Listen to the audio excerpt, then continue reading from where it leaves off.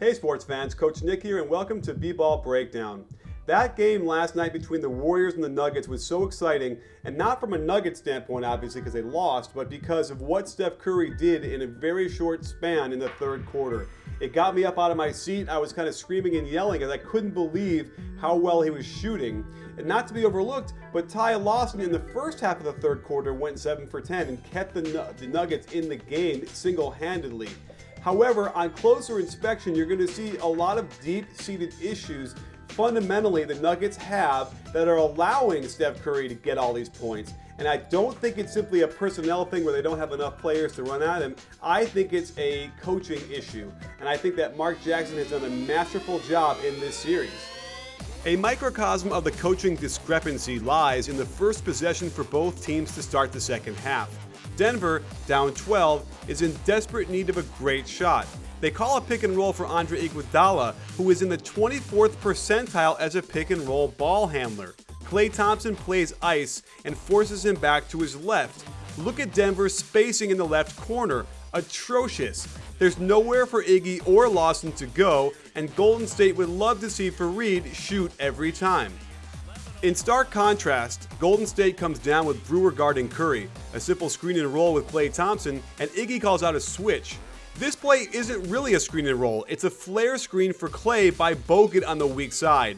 Brewer gets lost, Chandler doesn't step up, and Klay nails the three. Great execution by a well-prepared and well-coached team. Denver actually got back into this game on the back of Ty Lawson's incredible 7 for 10 shooting in the quarter. The Warriors will give him this mid-range shot all day, and he got hot. Denver then wisely denies Curry the ball full court, and Klay Thompson, unused to bringing it up, gets out of control, and Lawson gets another basket in transition. After an incredible first half by Bogut, who exploited his matchup with a much smaller Wilson Chandler, the Warriors tried to attack on the block again. On a switch, Iguodala is guarding him. On the double team, Barnes does what he's supposed to do and cuts to the hoop. Great offense until Bogut throws it behind him. A better choice would be to fake to Barnes, then find Curry, who's open because Brewer has to help on the cutter. More strange Nuggets offense. You can see how the Warriors are begging for Lawson to shoot the mid-range, but Chandler gets in his way trying to set a screen for an Iggy 3 in the corner. Iggy is very average at three-point shooting and particularly bad at corner threes. At least he cuts to the hoop, but Chandler's man Harrison Barnes gets the deflection. The Warriors race down and Curry gets an open 3. Even though he doesn't make this one, it's very dangerous to give him an open look and let him get comfortable. After Lawson nails another long jumper, they pressure Curry again in the backcourt and Jack brings the ball up. With Landry nailing jumpers, Brewer has to rotate over when he picks and pops. Watch how Chandler takes a step in that direction when he should have immediately started sprinting to Curry. There isn't anyone better at the shot fake one dribble pull-up for the corner 3. To contain Jack's penetration on Lawson, Wilson Chandler will shadow him in the lane. This leaves his man Landry wide open to flash middle. Watch how Corey Brewer simply falls asleep on the best shooter of all time. Even though he misses, how can you do this? Only down 6, the Nuggets are able to get Lawson an open look at 3. When he can't knock it down, Corey Brewer decides he's going to freelance on defense.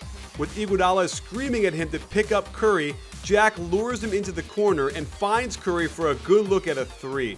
What is Corey Brewer doing out there?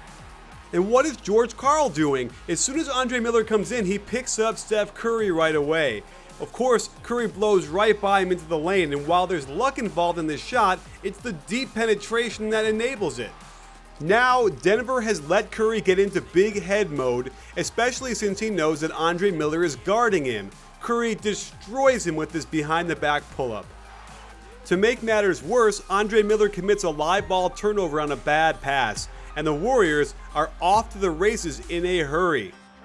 Still only down by 8, Andre Miller should be guarding Draymond Green while Iguodala guards Curry. The Nuggets contain the pick and roll okay, but that only delays the inevitable, as Curry has time to scream at Green to cut through before simply pulling up in Miller's slow, unathletic face. Yet again, Miller picks up Steph Curry at half court, and yet again, Curry goes right by him for this incredible lefty scoop and foul. Curry was making plays defensively as well as he gambles off an ineffective Miller to strip Lawson of the ball in the lane. In transition, he is as dangerous as any player in the league because he can pull up from anywhere at any time.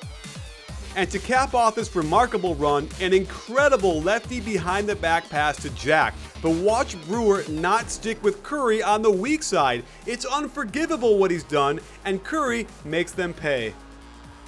So there you have it, sports fans. I don't think George Karl was prepared for the masterful coaching job that Mark Jackson did in this series, because he's just being completely outcoached. He's throwing out these other weird lineups now with Kufos and McGee at the same time, and if you do that, the Warriors can space the floor with shooters and get wide open shots, and so it's a nightmare.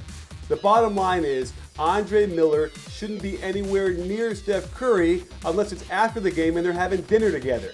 So they keep setting him out there, he keeps trying to guard him, and these big runs they're having are deciding the game. In about 3-4 minutes, the game is over. So this series is over. I don't see the Nuggets winning 4 in a row to take this thing back. So let's move on to looking at the second round for that, because it'll be a lot more interesting. And I think Karl's going to have to take a long look in the mirror about how he's going to coach this team going in the future if he's allowed to keep doing that. Well, thanks for joining us. Don't miss our post-game show on Wednesday night after whatever game it is. We're not sure how it's going to match up yet.